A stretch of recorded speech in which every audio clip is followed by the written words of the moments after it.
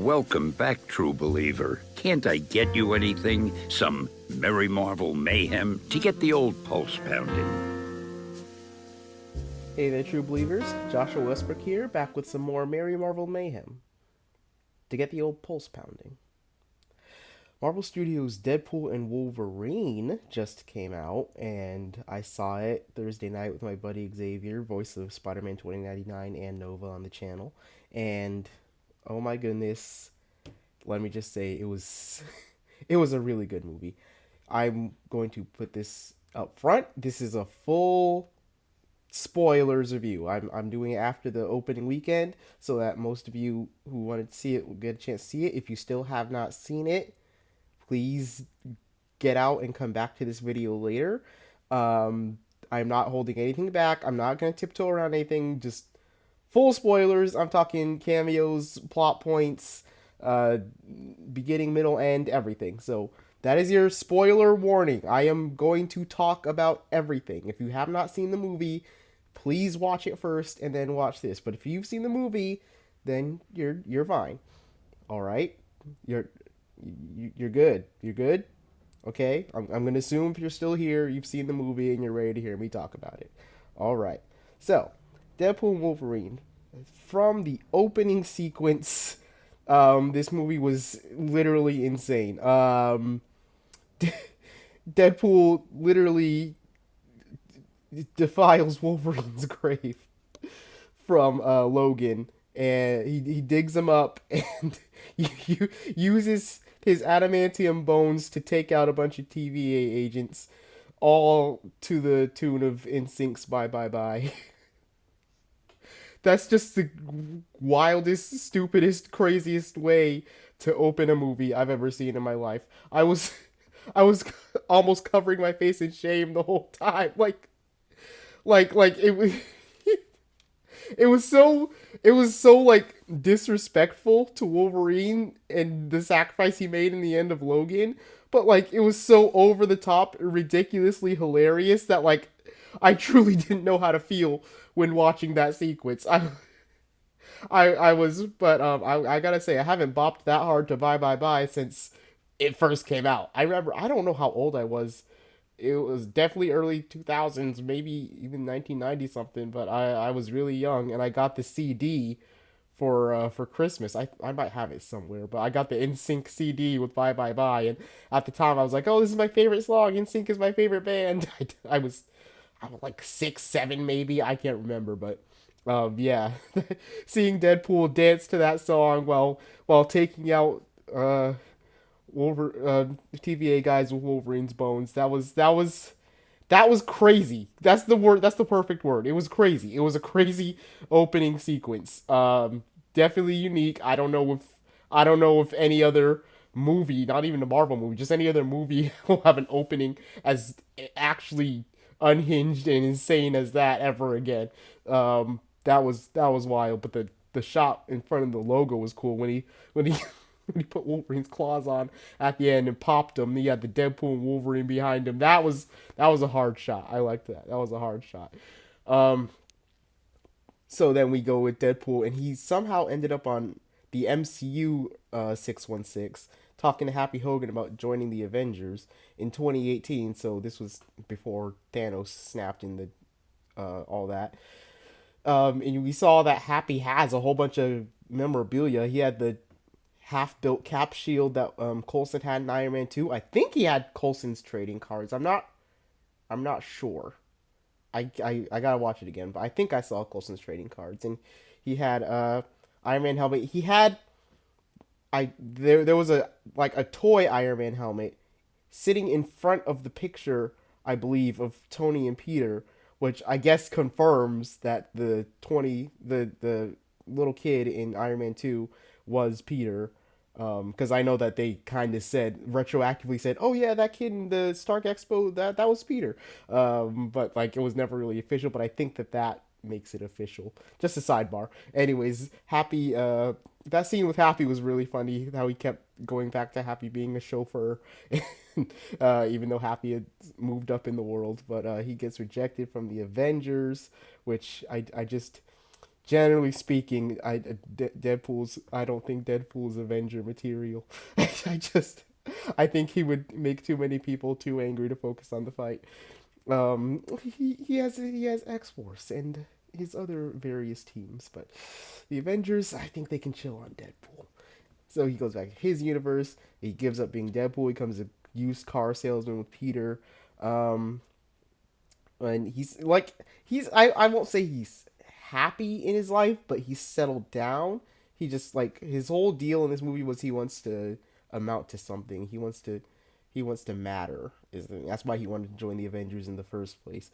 And I kind of felt a little bad for Deadpool, because like as he says, oh, I make a joke out of everything, but like this is something I want to do something that means something. We figure out later it's because like he's struggling inside himself. He wants to make Vanessa, like he wants to be worthy of being with Vanessa, and everything Deadpool does always ties back to Vanessa, even in the first two movies. Like the reason he left her to go find a cure for his cancer was because he didn't want her to see him, suffer and die slowly. And then in the second movie, the whole reason he did everything was because he wanted to bring her back, and he failed to protect her. And like so, this one he wants to matter so that he can be the man he thinks that she deserves there. And it's a real, like, that's the core of what Deadpool is doing. He's just trying to do something that matters. So when the TVA captures him and offers him to join the MCU, he gets excited because like, oh, this is my chance. This is my way to matter to the world. And I just thought that was a good motivation for Deadpool until Mr. Paradox screwed everything up and is like, yeah, your universe is gonna die without Wolverine. It's gonna be slow, but I don't want to wait for that, so I'm gonna speed up the process and destroy your universe, which is kind of unhinged for old Mr. Paradox to do there. So Deadpool obviously doesn't want his universe to be destroyed, so he goes to find a Wolverine. And this sequence was amazing. Like I it's not it's comic cameos is what I'll call them, because it's not cameos in the form of other movie stars, but it's like cameos from different comic storylines that are put into. So we saw the Age of Apocalypse Wolverine with the one hand that doesn't have the claws on it. Um, he had the crazy hair and the blue suit, and then we had Patch and the comic accurate short Wolverine. That was really funny. When he jumps down from the bar stool, he's like 4 feet tall. We saw the brown suit Wolverine, and then they recreated the cover where he pops his claws, and you see Hulk in the claws.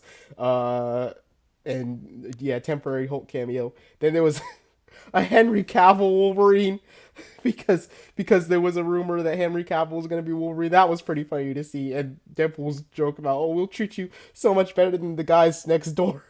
I thought that was a funny joke. But yeah, we got a bunch of different versions of Wolverine that, like, and I like that when they do stuff like that, like things that you think, oh, we'll never see this on the screen, and then they find a way to do it, like in Luke Cage, where you're like, oh, we'll never see Luke Cage with the puffy shirt and the tiara and all, but then like in the season one when he broke out of the lab and he still had the little band on, then he stole someone's clothes, and he had the cuffs and everything. And like for a brief second, we got a glimpse at Luke Cage in the comic suit, and then he's like, "Oh, I look ridiculous." But yeah, I like I like it when comic book shows and movies find ways to integrate like things that we normally wouldn't see ever, even if it's for a brief second, and put it in the screen. So like seeing the Age of Apocalypse Wolverine, seeing Patch, seeing the brown suit Wolverine fight Hulk, like stuff like that. I don't know. There was a Wolverine nailed to an X. That was wild. That poor guy. That poor guy. Deadpool was just making light of the situation. That was crazy. And so then he finally finds the Wolverine in this movie, with the classic blue and yellow suit. I love the, oh, that only took 24 years. That was crazy, and accurate and hilarious. But he needs Wolverine to be his anchor character to keep his universe from disintegrating. Mr. Paradox, of course, doesn't accept this because he wants to destroy Deadpool's universe anyways. And he says, that's not how it works anyways. You can't just replace your anger character. And so then he prunes Deadpool and Wolverine, and they end up in the void. And that's when the movie really takes off. When they're in the void. From, as Deadpool notes, from Loki season 1 episode 5 with the Goliath and whatnot. So that was pretty funny. And the void is where it turns into Cameo City with like everyone from previous X-Men movies, previous Fox movies, previous everything movies shows up in this void. Then Deadpool first things first, Deadpool and Wolverine fight, and Deadpool notes that, oh, let's give them what they came for, get out your special sock, nerds. Deadpool's wild. That fight was really cool. Really cool. Like slow use of slow motion with Deadpool when he kicks his clips up and reloads his guns, and then when he like catches his sword. And by the way, I thought that the suit the TVA gave him and the adamantium swords, like that was really cool. I really liked how much brighter the suit is, and how like a little more comic booky it looks. I like Deadpool's new suit in this movie, and I love Wolverine's yellow suit. We've been waiting, as Deadpool said, for 24 years to see the yellow suit, and I think that seeing them in the bright red and yellow just fighting in this bleak void, perfect. That was perfect. They're stabbing each other, shooting each other, doing everybody. They can't die, so they're just going bar for bar, claw for claw, sword for sword. And then we hear in a very Captain America like voice, "Hey, if we fight each other, we lose." Like they had Chris Evans up there in the hood, and that, I have to tell you, this is the most effective and hilarious use of a subversion joke I've ever seen in my life, ever. Because he jumps down, you're like, oh, they got Chris Evans. He's gonna be Captain America that got pruned and ended up in the void, like.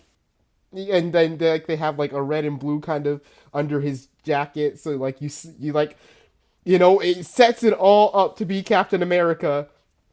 And then Deadpool's like, oh, he's gonna say it, Avenge, and then he just says, "Flame on!" and turns into Human Torch. I lost it. That was probably my favorite joke in the movie, because, like I said, you've seen subversion jokes before, but this one, like I said, the most effective use of a subversion joke I've ever seen in my life, because they take your expectation of seeing Chris Evans as Captain America for the past who knows how many years, 16 years, and then when he shows up, they take that full expectation and flip it on its head, and then he's Human Torch again, and that was hilarious to me. I broke down laughing.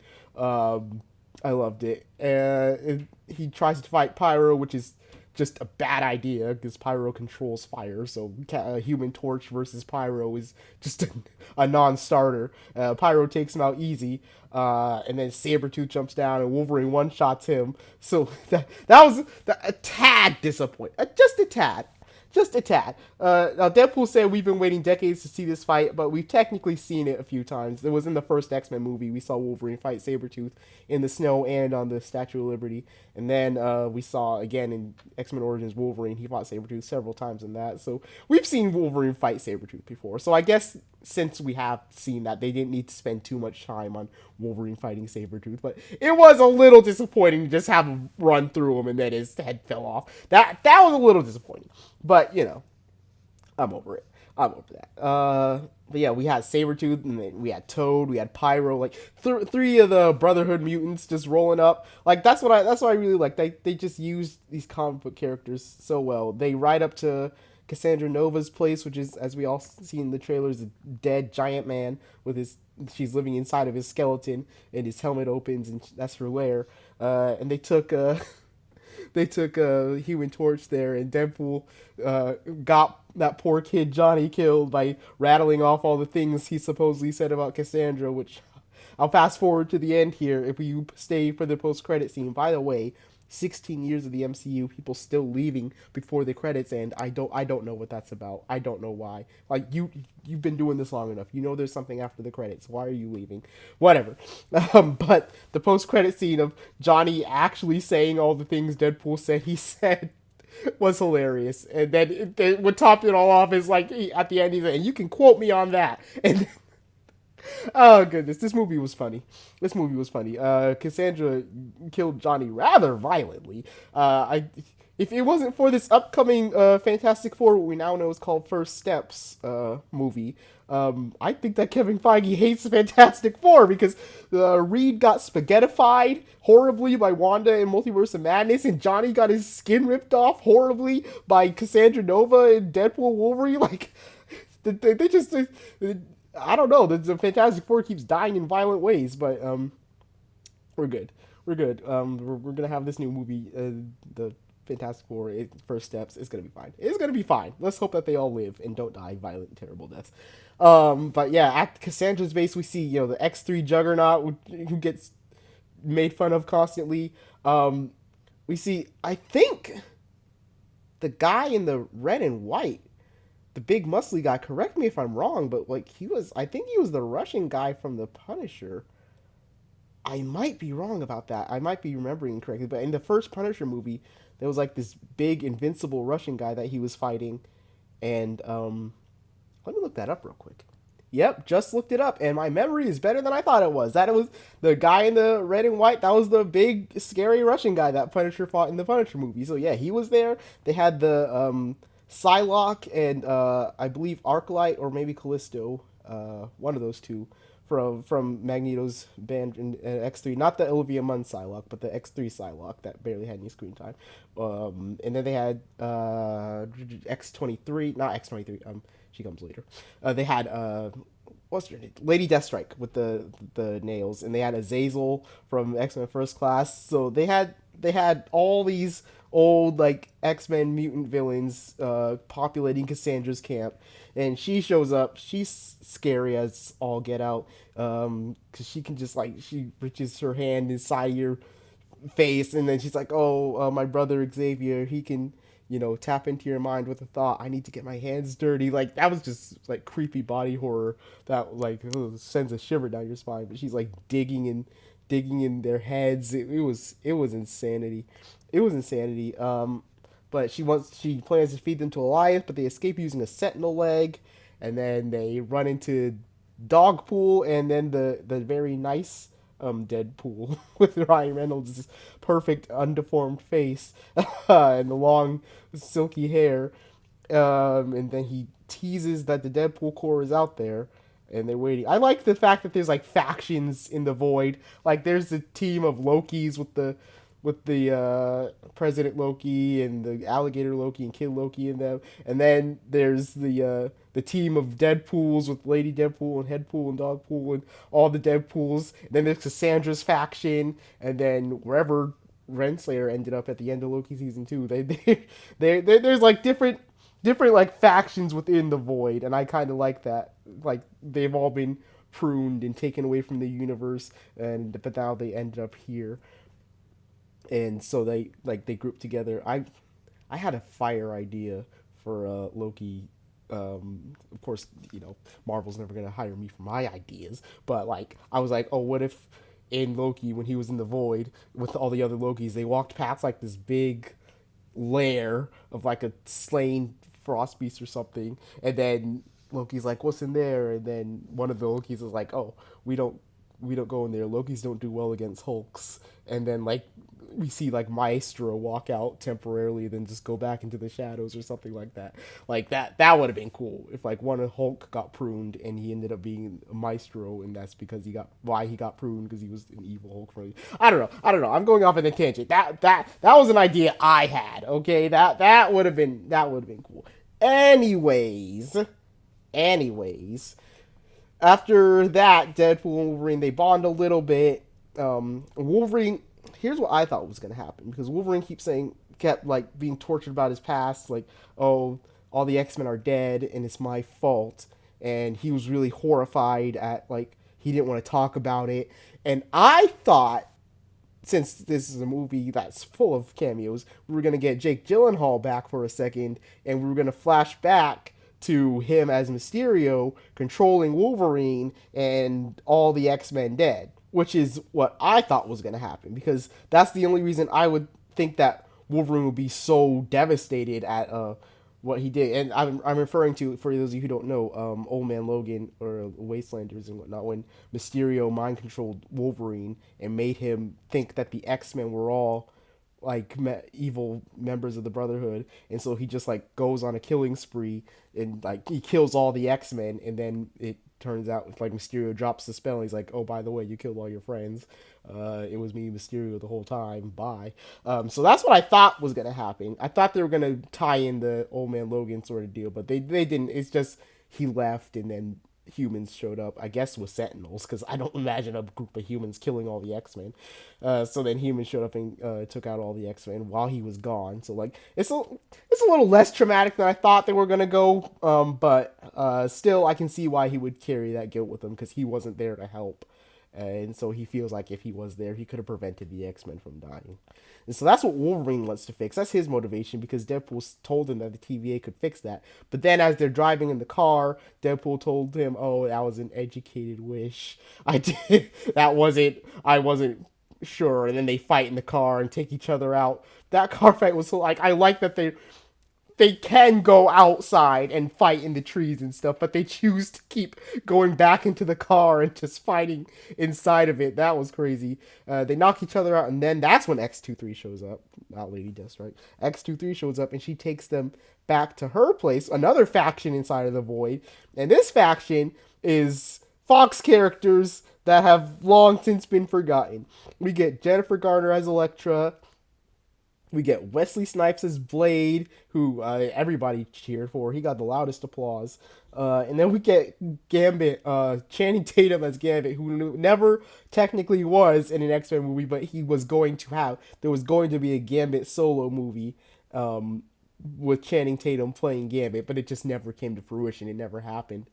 And so X-23, Elektra, Blade, Gambit, and they're all. Johnny was part of the team, but Johnny got killed earlier. So like, and they said Punisher was part of the team, Daredevil was part of the team, Magneto was, but Cassandra killed all of them. They're like, yeah, we just want an ending, which I thought was really sweet because like they're those old Marvel movies like they all were one offs. Well, technically, Elektra spun off of Daredevil, and Blade had three of them, so they were one offs. But like they never like they didn't get the big Avengers Endgame level wrap up that they thought they deserved. So, they're like, we just want a proper way to end our stories. And I thought that was really sweet and that was really cool. And that was a really good way to work these characters in and have them like be important to the plot and whatnot.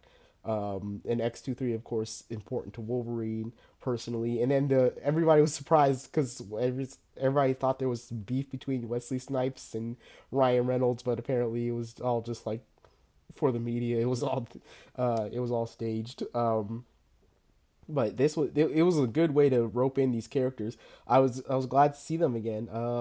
After all these years, it was pretty fun, and I think they utilized them all great. They all rolled up to Cassandra's place and got in this huge fight, this really big action sequence, and it was great. Of course, it was R-rated, so it was like really violent. Like in all the cartoons, the comics, Gambit throws his cards and it just blows people back. But this one, Gambit throws his cards and people explode. So it's kind of wild. But everybody was fighting. X-23 was there. They needed to get Juggernaut's helmet to stop Cassandra Nova's power because Magneto's helmet was melted by her. They said, and then X-23.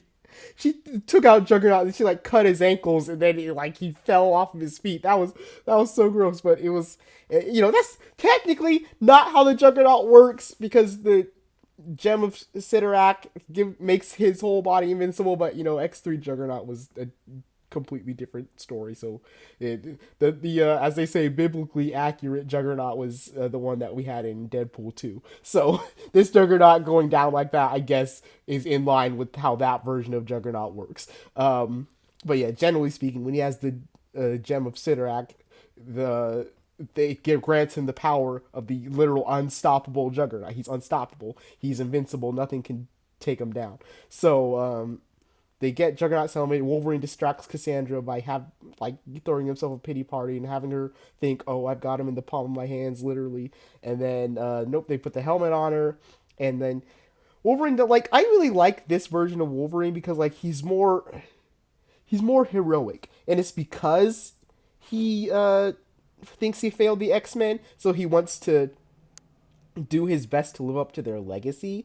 So like I'm that guy. I like the Boy Scout characters. I like Spider-Man. I like Cyclops. I like Captain America. So like, Wolverine was never of course I think Wolverine is a cool character, but like I was never like like attracted to the loner, like I don't want to be part of this team personality, like I like that that's his character, but like that's what kept him from broaching my like favorite characters, because like I said, I'm down for the Boy Scouts. So nothing against Wolverine. I don't not like Wolverine. It's just like I like the you know good guy persona more than the lone wolf persona. That's just me personally. So I really liked that this Wolverine, like, he was upset when Deadpool got Johnny killed. He's like, yo, you got that poor kid Johnny killed because you can keep your mouth shut. And then when when Pyro betrays Cassandra and shoots her, and he's like, we can't let her die. Take the helmet off of her. Let her heal herself. Because he's like it was just a more heroic version of Wolverine than like we're used to seeing, and I really appreciated that.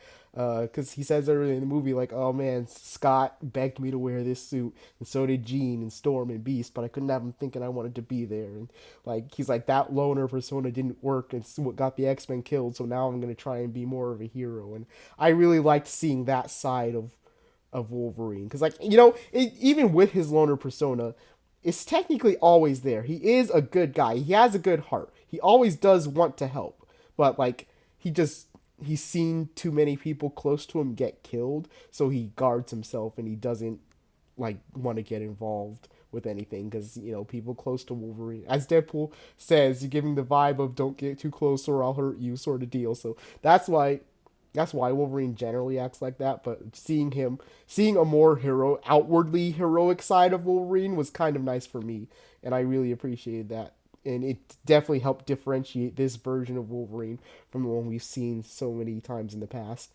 And he displays that by wearing the X-Men outfit, by paying homage or honoring their legacy, because he wants to be this hero. So they save Cassandra, and then she pulls out a sling ring and sends them back to Deadpool's universe. But here's where Cassandra loses the plot, because then she goes to Deadpool's universe. She follows after them after letting them go, and says, yeah, actually, I want to use Paradox's Time Ripper and destroy every universe and make everything the Void. This was not smart on Cassandra's part, because she was Queen of the Void. She had her own little kingdom, and she said several times in the movie, I like it here. This is my home. This is great. I love my little situation here. Like Wolverine says, hey, if Charles knew you were here, he would have moved heaven and earth to come pull you out. And then she's like, I wouldn't want to go. I like it here. I'm the ruler here. Everybody fears me here. I'm good where I am. But she got greedy, and she said, actually, I want every universe to die, and I want to be queen of all of it. She very quickly formed a mustache and began to twirl it. because she wanted to take over the world. It's not all the worlds. She wanted to take over all the worlds and turn them into the Void, and rule over everything. So Cassandra lost the plot big time. Big time. If she would have stayed where she was, she would have been fine. She would have kept ruling over the Void. People would have kept being sent to her. She would have been the queen of the Void. But she decided, no, I want everything. So she comes to Deadpool's world, and that's where she screwed up. She goes down to the subway with Mr. Paradox and his dudes, and she's like, hey, move. She starts to absorb the energy from the Time Ripper, and they send the Deadpool Corps to fight Deadpool and Wolverine. And I think that was a good subversion of expectation, because they did the same thing in Deadpool 2. When you see all the trailers of Deadpool 2 and they hype up X-Force and they show the team like skydiving and fighting bad guys on the ground, and then you see the actual movie and they all just die immediately. Except for Peter, who he brought back to life, and Shatterstar, who came back somehow. Because he didn't bring Shatterstar back to life, but Shatterstar was just there. It's fine. We don't need to know about that.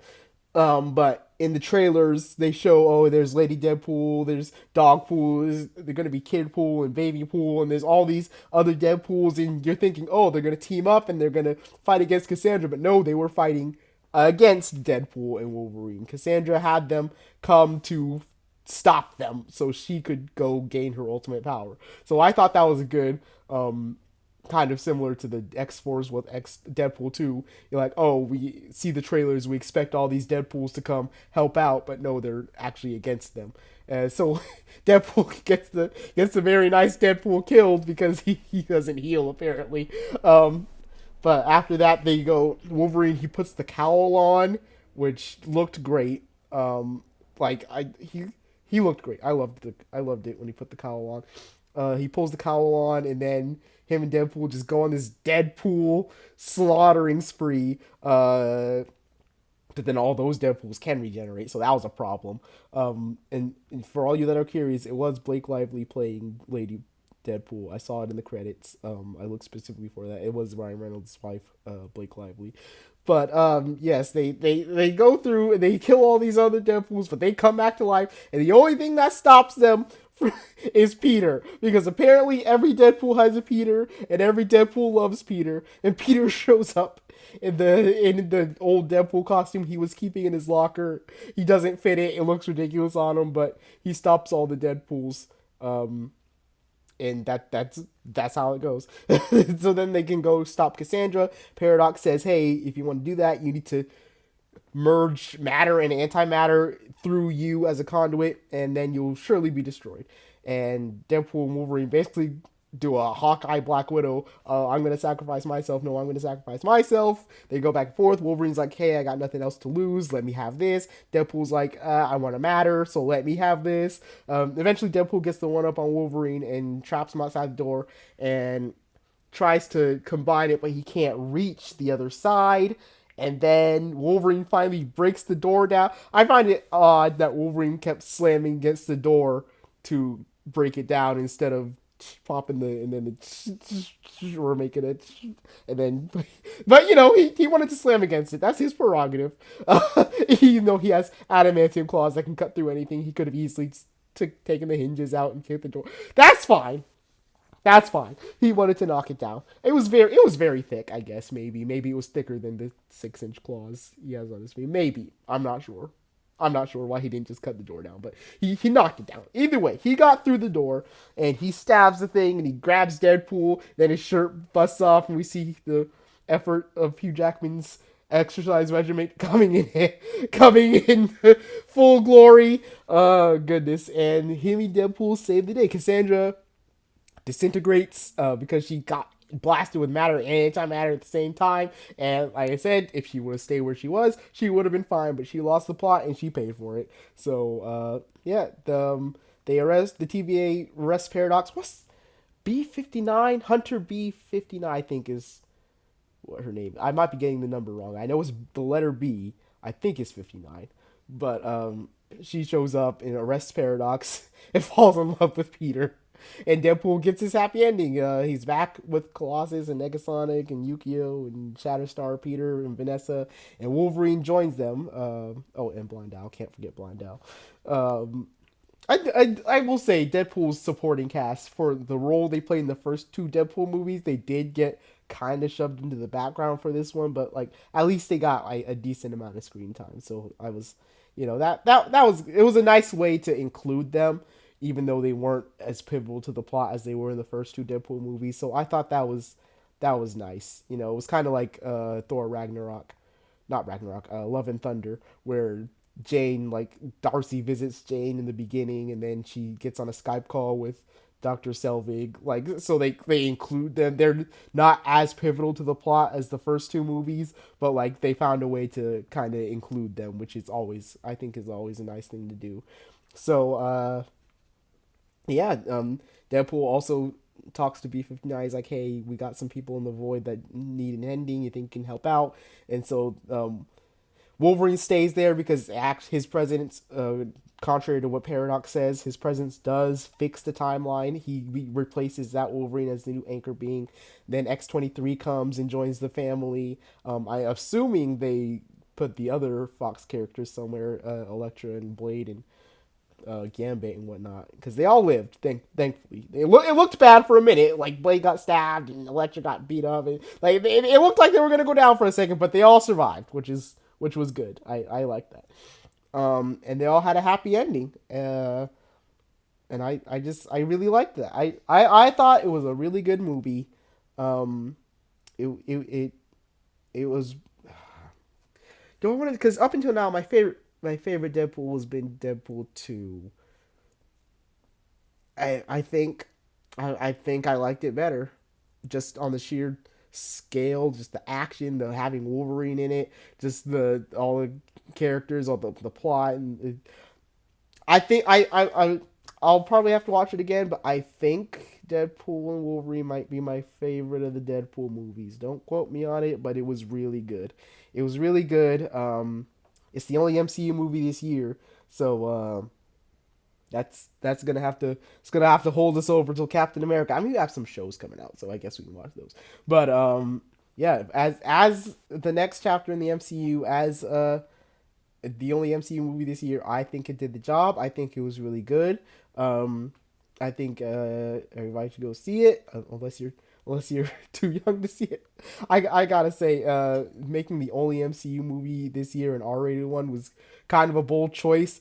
I went in there, and of course I saw a kid. I'm like, oh no. Oh no! And every time Deadpool made an inappropriate joke or found a very creative use for the F word or somebody died violently, I just kept thinking, what is this poor kid seeing? I was a little sheltered. I didn't see rated R movies when I was a kid. I think my dad tried to show me Die Hard, but I was too scared. I was like, no, no, everybody was dying violently. I can't watch it. I think we saw Terminator. He fast forwarded the conception of John Connor, but I saw Terminator. But yeah, I was a little baby. I was averse to violence. I couldn't watch it. But yeah, I'm older now. I can watch R-rated movies now. I'm fine. But I guess kids are different because I didn't know kids that like, oh, I'm able to watch R-rated movies, and like in third grade everyone's like, you saw an R-rated movie. that was that was funny. So I that kid will be fine. He'll be fine. I'm sure he'll be fine. I'm sure he'll be fine. But yeah, that's my thoughts on Deadpool and Wolverine. Really good movie. A lot of fun, a lot of action, a lot of heart, and yeah, that's it for me. True believers. What did you think of Deadpool and Wolverine? If you saw, hopefully you saw it, because let's give a whole bunch of spoilers. Go to facefrontblog.com and check in the weekly poll. Tell me what you thought of Deadpool and Wolverine. And until next time, Facefront True Believers, I'll see you in the multiverse. Bye.